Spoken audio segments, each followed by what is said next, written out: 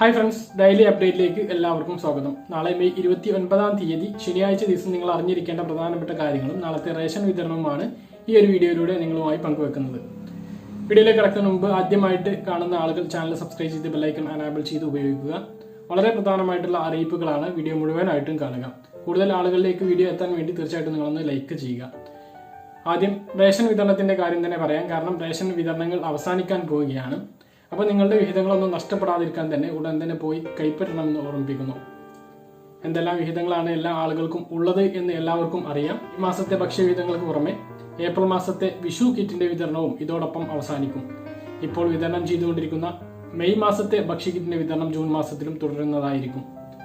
വളരെ സങ്കടകരമായിട്ടുള്ള കാര്യം, നമ്മൾ നേരത്തെ ഒരു വീഡിയോയിൽ പറഞ്ഞതാണ്. നീല വെള്ള റേഷൻ കാർഡുള്ള ആളുകൾക്ക് ലോക്ക്ഡൌണിന്റെ പശ്ചാത്തലത്തിൽ ഒരു സ്പെഷ്യൽ അരി നൽകാത്തത് വലിയ കഷ്ടമാണ്. അത് എല്ലാ റേഷൻ കാർഡിനും അനുവദിച്ചിട്ടുള്ള പല ഭക്ഷ്യസാധനങ്ങളുണ്ട്. പഞ്ചസാര, ഗോതമ്പ്, അതുപോലെ തന്നെ പച്ചരി, പുഴുങ്ങലരി, മട്ടരി, ആട്ട, മണ്ണെണ്ണ, ഇവയെല്ലാം റേഷൻ കടയിൽ ഇപ്പോൾ ഉണ്ട്.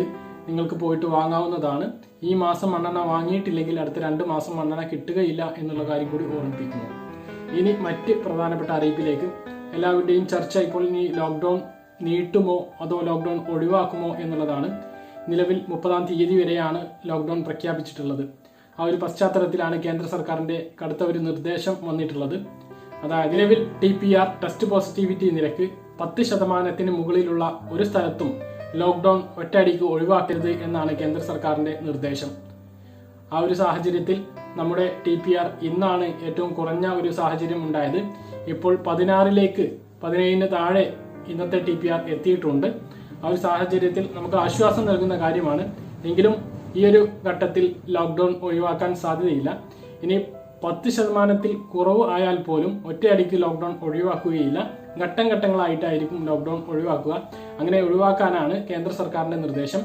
ഇത് സംബന്ധിച്ച് വ്യക്തമായിട്ടുള്ള തീരുമാനങ്ങൾ സംസ്ഥാന സർക്കാരിന് ഉചിതമായിട്ടുള്ള തീരുമാനങ്ങൾ എടുക്കാം എന്നുള്ള ഒരു കാര്യം കൂടിയുണ്ട്. അപ്പോൾ സംസ്ഥാന സർക്കാരിന്റെ തീരുമാനം വരും മണിക്കൂറുകളിൽ അല്ലെങ്കിൽ വരും ദിവസങ്ങളിൽ നമുക്ക് അറിയാൻ കഴിയും. ഈ ലോക്ക്ഡൌൺ നീട്ടുമോ ഇല്ലയോ എന്നുള്ളത്. ലോക്ക്ഡൌൺ നീട്ടാൻ തന്നെയാണ് സാധ്യത. ഒരാഴ്ചയെങ്കിലും ഇനിയും ലോക്ക്ഡൌൺ നീട്ടാൻ തന്നെയാണ് സാധ്യത. പക്ഷേ കൂടുതൽ ഇളവുകൾ പ്രഖ്യാപിച്ചിട്ടുണ്ട്. വിവിധ സ്ഥാപനങ്ങൾക്ക് തുറന്ന് പ്രവർത്തിക്കാനുള്ള ഇളവുകളാണ് ഇപ്പോൾ പ്രഖ്യാപിച്ചിട്ടുള്ളത്. കാർഷിക മേഖലയ്ക്ക്, മലഞ്ചരക്ക് വിൽക്കുന്ന കടകൾക്ക്, അതുപോലെ തന്നെ വളം, കീടനാശിനി വിൽക്കുന്ന കടകൾക്ക്, റബ്ബർ മരങ്ങൾക്ക് പ്ലാസ്റ്റിക് ഇടുന്നതിന് ആവശ്യമായിട്ടുള്ള സാമഗ്രികൾ വിൽക്കുന്ന കടകൾ ഏതാനും ദിവസങ്ങൾ തുറന്ന് പ്രവർത്തിക്കാം.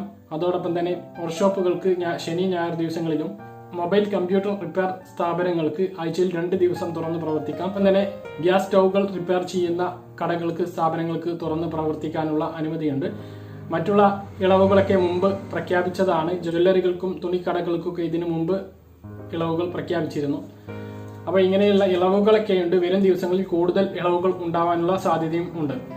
ഇനി ബാക്കിയുള്ള കാര്യങ്ങളിലേക്ക് വന്നാൽ, നമ്മുടെ സംസ്ഥാനത്ത് 60 ലക്ഷത്തോളം വരുന്ന ആളുകൾക്ക് സാമൂഹ്യക്ഷേമ സുരക്ഷാ പെൻഷനുകളുടെ വിതരണം ആരംഭിച്ചിരുന്നു 26-ാം തീയതി മുതൽ. ജൂൺ 5 വരെയാണ് ഇതിന്റെ വിതരണം ഉണ്ടായിരിക്കുക. ഇപ്പോൾ ബാങ്ക് അക്കൗണ്ടിലേക്ക് പണം എത്തുന്ന ആളുകൾക്കെല്ലാം ആ പൈസ ക്രെഡിറ്റ് ആയി എന്നുള്ള വിവരങ്ങളാണ് ലഭിക്കുന്നത്. ഏകദേശം ആളുകൾക്കെല്ലാം ആ പണം കയറിയിട്ടുണ്ട്. ഇനി കൈകളിലാണ് പെൻഷൻ നിങ്ങൾക്ക് ലഭിക്കുന്നതെങ്കിൽ വരും ദിവസങ്ങളിൽ തന്നെ, അതായത് ജൂൺ 5-ാം തീയതിക്ക് മുമ്പ് തന്നെ നിങ്ങളുടെ കൈകളിലേക്ക് ഈ ഒരു പണം നിങ്ങളുടെ സർവീസ് സഹകരണ ബാങ്ക് ജീവനക്കാർ നിങ്ങളുടെ കൈകളിൽ എത്തിക്കുന്നതായിരിക്കും.